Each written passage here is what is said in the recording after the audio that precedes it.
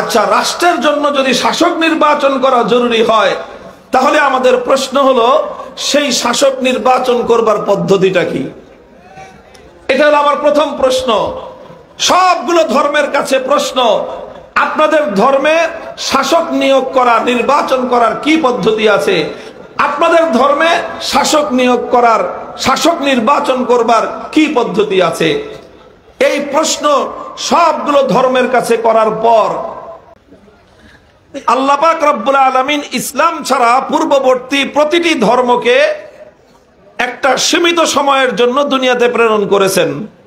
সেই সময়টা যখন অতিক্রান্ত হয়ে গিয়েছে, আল্লাহ নিজে সিদ্ধান্ত গ্রহণ করে সেই ধর্মগুলোকে রহিত এবং বাতিল বলে গণ্য ঘোষণা দিয়েছেন। সুতরাং যেই ধর্ম আল্লাহ নিজেই সময় অতিক্রান্ত হওয়ার কারণে ডেট এক্সপায়ার ঘোষণা করলেন, তো আল্লাহ সেই ধর্মটাকে সংরক্ষণ করবেন কেন?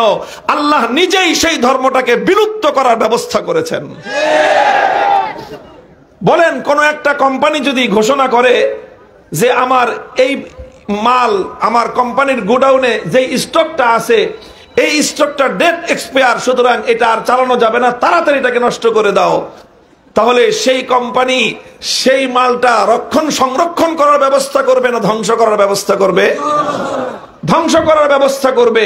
ঠিক তদ্রূপ আল্লাহ পাক রব্বুল আলামিন ইসলাম ছাড়া যতগুলো ধর্ম দুনিয়াতে প্রেরণ করেছেন, সবগুলো ধর্ম প্রাচীন কালের জন্য আল্লাহ প্রেরণ করেছিলেন। প্রাচীন কালের যেই ধর্মের যেই সময় ছিল, সেই সময়টা যখন শেষ, সঙ্গে সঙ্গে সেই ধর্মের মেয়াদ এবং ডেট এক্সপায়ার হয়ে গিয়েছে। ডেট যখন এক্সপায়ার হয়ে গেছে, সেই ধর্মটা বাতিল বলে ঘোষণা করা হয়েছে, সেই ধর্মটা রহিত বলে ঘোষণা করা হয়েছে। রহিত এবং বাতিল যখন আল্লাহ ঘোষণা করলেন, তো রক্ষণাবেক্ষণ করবেন কেন? নিজেই তো আল্লাহ পাক রব্বুল আলামিন সেই ধর্মকে বিলুপ্ত করার ব্যবস্থা করেছেন। যেহেতু অন্য কোন ধর্ম আধুনিক যুগের জন্য আল্লাহ পাক নাজিল করেন নাই, আধুনিক যুগের জন্য আল্লাহ পাক রব্বুল ইজ্জত একমাত্র ধর্ম নাজিল করেছেন ইসলামকে। এই জন্য আধুনিক যুগের মানব জীবনের যত প্রশ্ন আছে, আধুনিক যুগের মানব জাতির যত চ্যালেঞ্জ আছে, সব প্রশ্নের উত্তর দিতে পারে একমাত্র ইসলাম। আধুনিক যুগের যত চ্যালেঞ্জ আছে, একমাত্র মোকাবেলা করতে পারে ইসলাম। এটা হলো মূল কারণ যে অন্য ধর্মগুলোর মধ্যে আধুনিক যুগের রাষ্ট্র ব্যবস্থা কেন নাই, আর ইসলামের মধ্যে আধুনিক যুগের রাষ্ট্র ব্যবস্থা কেন আছে। এটা হলো তার মূল কারণ। এখন কেউ যদি প্রমাণ চায়, আমার এই কথার পরেও যদি কেউ তর্ক করতে আসে যে না, অন্য ধর্মগুলো আধুনিক যুগে ঠিক একইভাবে আধুনিক যুগের রাষ্ট্র ব্যবস্থা পরিচালনা করতে সক্ষম, ইসলাম যেমন আধুনিক যুগের রাষ্ট্র ব্যবস্থা পরিচালনা করতে সক্ষম, কেউ যদি আমাদের সাথে এই পয়েন্টে, এই সাবজেক্টের উপর ডিবেট করতে আসে, আর যদি বলে যে না, ইসলাম যেরকম আধুনিক যুগের রাষ্ট্র পরিচালনা করতে সক্ষম, হিন্দু, বৌদ্ধ, ইহুদি, খ্রিস্টান সহ পৃথিবীর অন্যান্য ধর্মগুলিও আধুনিক যুগের রাষ্ট্র ব্যবস্থা পরিচালনা করতে সক্ষম, এই ডিবেট যদি কেউ করতে চায়, এই তর্ক যদি কেউ করতে চায়, ওয়েলকাম, ওপেন চ্যালেঞ্জ দিয়ে গেলাম, আসো আমাদের কাছে, আমরা তোমাদের সঙ্গে তর্কে বসতে প্রস্তুত রয়েছি। সেই তর্কের জন্য কয়েকটা প্রশ্ন রেখে যাই আমি আপনাদের সামনে।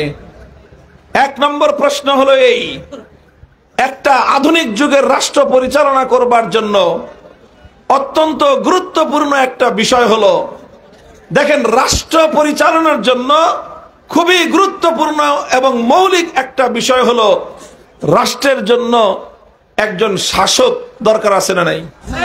বলেন, দরকার আছে না নাই? শাসক ছাড়া পৃথিবীতে কোনো রাষ্ট্র চলতে পারে?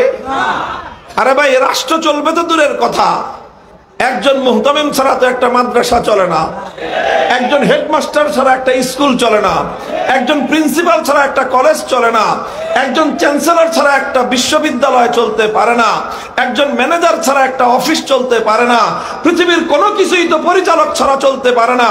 তাহলে রাষ্ট্রের মধ্যে এত বিশাল বৃহৎ একটা প্রতিষ্ঠান একজন পরিচালক এবং শাসক ছাড়া কিভাবে চলতে পারে?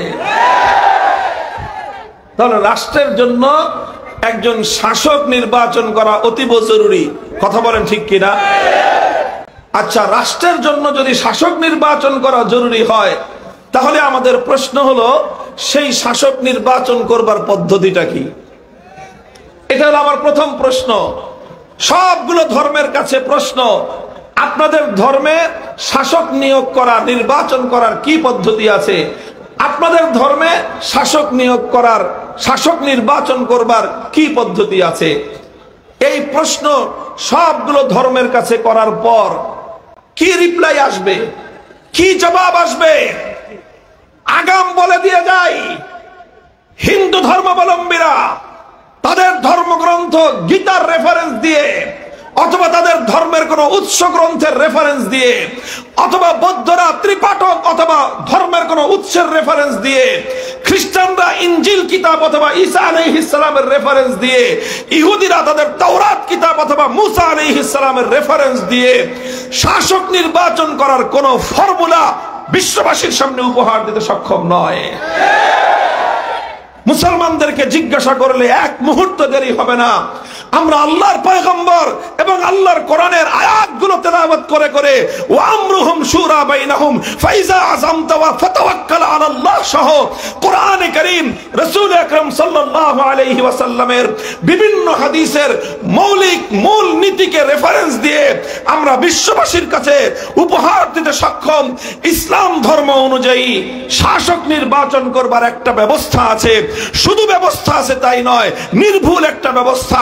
শুধু নির্ভুল ব্যবস্থা নয়, বরং আজ পর্যন্ত পৃথিবীতে শাসক নির্বাচন করবার যত রকম পদ্ধতি মানুষ ব্যবহার করেছে আজ পর্যন্ত, এমনকি আধুনিক কালে পশ্চিমা গণতান্ত্রিক ব্যবস্থায় শাসক নির্বাচন করবার যতগুলো প্রচলিত পদ্ধতি আছে, চ্যালেঞ্জ করে বলতে পারি সব পদ্ধতির তুলনায় ইসলাম প্রদত্ত আহলুল হাল্লি ওয়াল আকদ শুরার মাধ্যমে শাসক নির্বাচন করবার যে ব্যবস্থা, সেটা নির্ভুল সর্বশ্রেষ্ঠ ব্যবস্থা।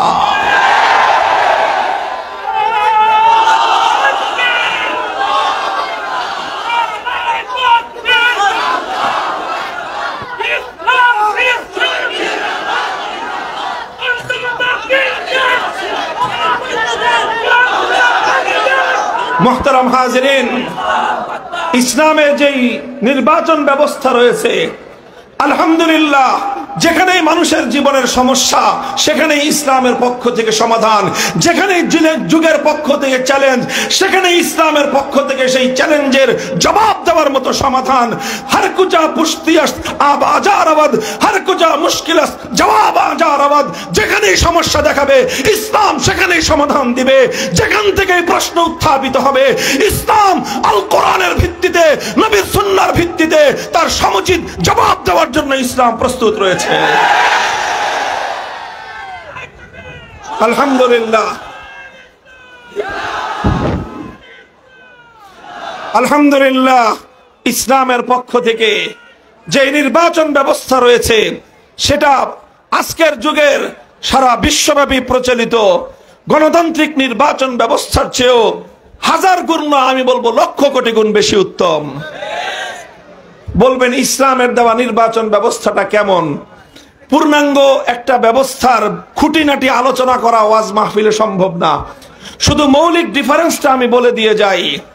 ইসলামে যে নির্বাচন ব্যবস্থা রয়েছে সেই নির্বাচন ব্যবস্থা আমরা রাজনীতি করি, ইসলামী রাষ্ট্র প্রতিষ্ঠার জন্য আমরা দাবি উত্থাপন করি।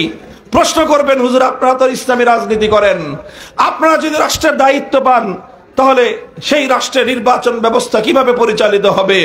সেই রাষ্ট্রেও কি এইরকম ভাবে 95 থেকে 96 সাল পর্যন্ত এইভাবে বছরের পর বছর হরতাল দিয়ে নির্বাচন ব্যবস্থা সংস্কার করতে হবে, না সেই রাষ্ট্রের মধ্যেও নির্বাচন ব্যবস্থাকে বাতিল করবার জন্য হাইকোর্ট থেকে নিয়ে সুপ্রিম কোর্ট পর্যন্ত গোটা দেশকে অচল করে দিয়ে ভাওতাবাজি, ধান্দাবাজি, গোটা দেশকে আগুন দিয়ে পুড়িয়ে ছারখার করতে হবে, না কি করতে হবে? আমরা বলি যে আলহামদুলিল্লাহ, ইসলামের কাছে সেই ব্যবস্থা আছে। সেই ব্যবস্থা যদি প্রয়োগ করা হয় তাহলে নির্দ্বিধায় নির্বিচারে গোটা জাতির জন্য, সকলের জন্য একটি নির্ভুল নির্বাচন ব্যবস্থা উপহার পাওয়া যাবে।